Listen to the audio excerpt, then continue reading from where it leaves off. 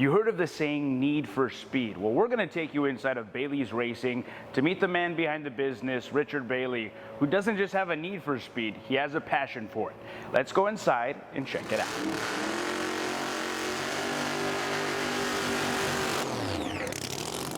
My favorite part's the starting line. You know, everybody's amped up.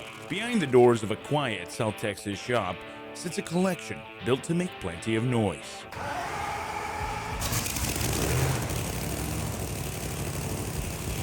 This is Bailey Racing, where the cars may be standing still now, but everything is designed for a 660-foot blur. We just get ourselves prepared to run down the track at over 200 miles an hour and put our game face on. Richard wears several hats during the day, but when night falls, he trades them for a helmet. His love for racing started with his father, a street racer in the 60s and 70s, who later built racing engines and transmissions. I do want to take a little trip down memory lane here because you told me that your dad is the one who really inspired you to get into this. When I was growing up, we were always at the track. When I was a kid, 4, 5, 6, all the way into my teens. When I was 14, 15, I stepped into a diesel pickup and I would go to the drag strip and would race in a diesel pickup. Progressed from there. But life would eventually put his racing dream in park. He stepped away for nearly 20 years, building his career, raising his children, and cheering them on from the sidelines. When they grew up, Richard returned to the driver's seat. It's been a dream of mine my whole life to get to the top tier level, and that's kind of where we're at right now. I don't think I can go much further than where I'm at now unless I jumped into a top fuel or funny car. This is my 69 C10. Got it out of Oklahoma from a gentleman up there.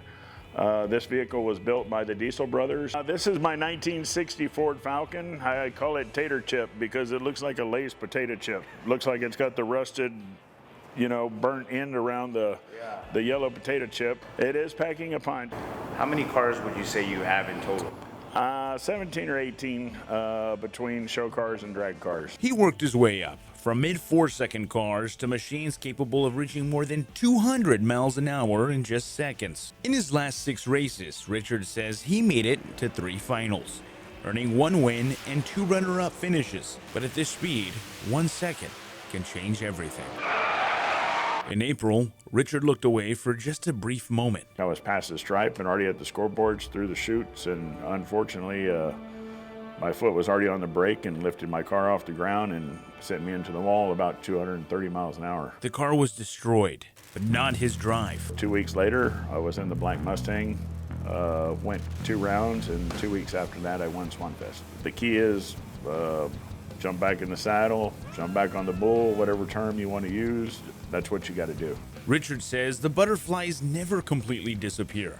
With 4,000 horsepower beneath him, he believes a little fear keeps a driver focused. It seems like there's a lot of mental toughness that you have to develop in this. It's not just something you get behind and you do, right? Just like somebody goes to the gym, you have to be essentially, lack of a better words, locked in.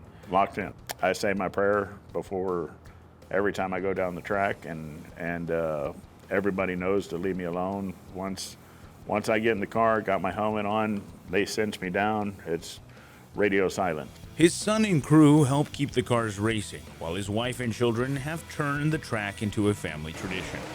The dream his father helped start is now one Richard can share with his own family. When they were growing up, one played football, one played softball.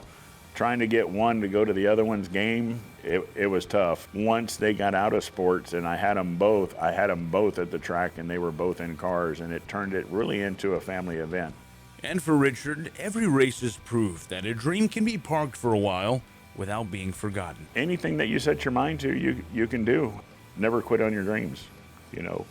Follow it, work it, and you'll get there eventually. For Take 5, I'm Joe DeLeon.